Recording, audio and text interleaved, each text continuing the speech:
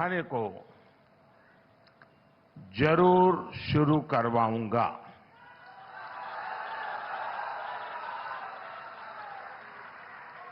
ये मोदी की गारंटी थी और आज ये गारंटी पूरी हुई है। मैं 2018 में इस फर्टिलाइजर प्लांट का शिलान्यास करने आया था। आज सिर्फ सिंदरी कारखाने की ही शुरुआत नहीं हुई है, बल्कि मेरे देश के, मेरे झारखंड के नौजवानों के लिए रोजगार के हजारों नए अवसरों की शुरुआत हुई है। इस खाद कारखाने के लोकार्पण के साथ ही आज भारत ने आत्मनिर्भरता की ओर भी एक बड़ा कदम उठाया है। हर वर्ष भारत में करीब करीब 360 लाख मैट्रिक टन यूरिया की जरूरत होती है। 2014 में जब हमारी सरकार बनी तो उस समय देश में 225 लाख मैट्रिक टन यूरिया का ही उत्पादन होता था। इस बड़े गैप को भरने के लिए भारत में बड़ी मात्रा में यूरिया का आयात करना पड़ता था। इसलिए हमने संकल्प लिया कि देश को यूरिया के मामले में आत्मनिर्भर बनाएंगे। हमारी सरकार के प्रयासों से बीते 10 वर्षों में यूरिया का उत्पादन बढ़कर 310 लाख मैट्रिक टन हो गया है। बीते 10 वर्षों में हमारी सरकार ने रामागुंडम, गोरखपुर, बरौनी इन फर्टिलाइजर प्लांट फिर से दोबारा शुरू करवाए। अब आज इसमें सिंदरी का नाम भी जुड़ गया। तालचेर फर्टिलाइजर प्लांट भी अगले 1-1.5 साल में शुरू होने जा रहा है। और मुझे पक्का भरोसा है, देश की जनता पर भरोसा है कि उसके उद्घाटन के लिए भी मैं जरूर पहुंचूंगा। इन 5 प्लांट से भारत 60 लाख मैट्रिक टन से भी ज्यादा यूरिया का उत्पादन कर पाएगा। यानी भारत तेजी से यूरिया के मामले में आत्मनिर्भर होने की तरफ बढ़ रहा है।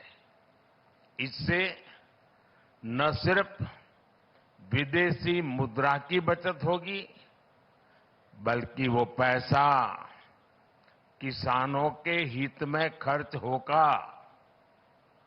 साथियों, आज का दिन झारखंड में रेल क्रांति का एक नया अध्याय भी लिख रहा है। नई रेलवे लाइन की शुरुआत से लेकर मौजूदा रेलवे लाइन के दोहरीकरण और कई अन्य प्रोजेक्ट्स आज यहां शुरू हुए हैं। धनबाद चंद्रपुरा रेल लाइन का शिलान्यास होने के इन क्षेत्रों में भूमिगत आग से सुरक्षित एक नया रूट उपलब्ध होगा। इसके अलावा देवघर डिब्रूगढ़ ट्रेन के शुरू होने से बाबा बैद्यनाथ का मंदिर और माता कामाख्या की शक्तिपीठ एक साथ जुड़ जाएंगे। कुछ दिन पहले ही मैंने वाराणसी कोलकाता रांची एक्सप्रेसवे की आधारशिला रखी है। ये एक्सप्रेसवे चतरा, हजारीबाग, रामगढ़ और बोकारो समेत पूरे झारखंड में आने जाने की स्पीड को कई गुना बढ़ाने वाला है। इसके अलावा हमारे किसान भाई बहनों को चाहे फसल की बात हो, हमारे खदानों में कोयले की बात हो, हमारे कारखानों में सीमेंट जैसे उत्पाद हो, ये पूर्वी भारत से देश के हर कोने में भेजने में बड़ी सहूलियत भी होने वाली है।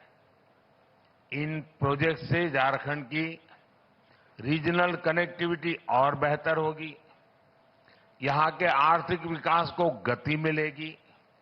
साथियों, बीते 10 वर्षों में हमने जनजातीय समाज, गरीबों, युवाओं और महिलाओं को अपनी सर्वोच्च प्राथमिकता बनाकर झारखंड के लिए काम किया है। साथियों, हमें 2047 से पहले अपने देश को विकसित बनाना है। आज भारत दुनिया की सबसे तेजी से आगे बढ़ती अर्थव्यवस्था वाले देशों में है। आपने देखा होगा, कल ही अर्थव्यवस्था के जो आंकड़े आए हैं वो बहुत ही उत्साह भरने वाले हैं।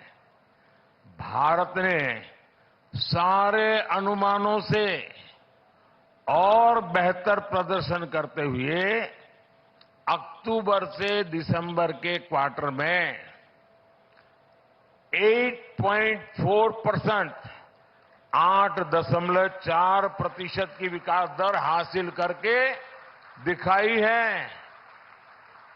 ये दिखाता है कि भारत का सामर्थ्य कितनी तेजी से बढ़ रहा है। इसी गति से आगे बढ़ते हुए ही हमारा देश विकसित बनेगा और विकसित भारत के लिए झारखंड को भी विकसित बनाना उतना ही जरूरी है।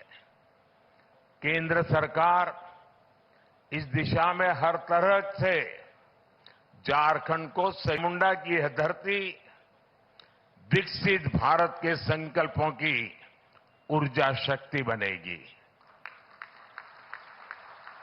साथियों,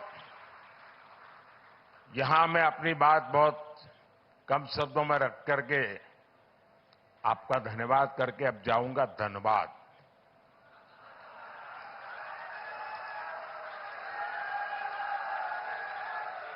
तो वहां मैदान भी जरा खुला होगा, माहौल भी बड़ा गर्मा गर्म होगा, सपने भी मजबूत होंगे, संकल्प भी तगड़े होंगे। और इसलिए मैं जल्द से जल्द आधे घंटे के भीतर धनबाद जाकर के वहां से झारखंड को और देश को अनेक और बातें भी बताऊंगा। एक बार फिर आज की सभी योजना के लिए आप सभी को ढेर सारी शुभकामनाएं। बहुत बहुत धन्यवाद। जोहार।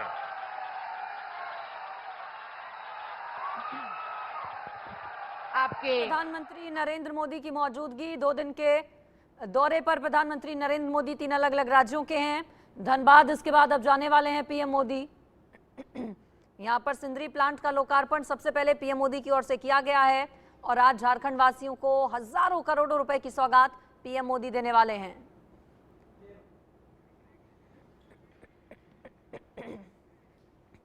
तो सिंदरी में प्रधानमंत्री नरेंद्र मोदी की ओर से प्लांट का लोकार्पण किया गया है। सबसे पहले प्रधानमंत्री नरेंद्र मोदी सिंदरी स्थित हर्ल उर्वरक प्रतिष्ठान पहुंचे हैं और यहां पर झारखंड के इकलौते उर्वरक प्रतिष्ठान का उद्घाटन पीएम मोदी की ओर से किया जा चुका है। प्रधानमंत्री झारखंड की 8 महत्वाकांक्षी परियोजनाओं को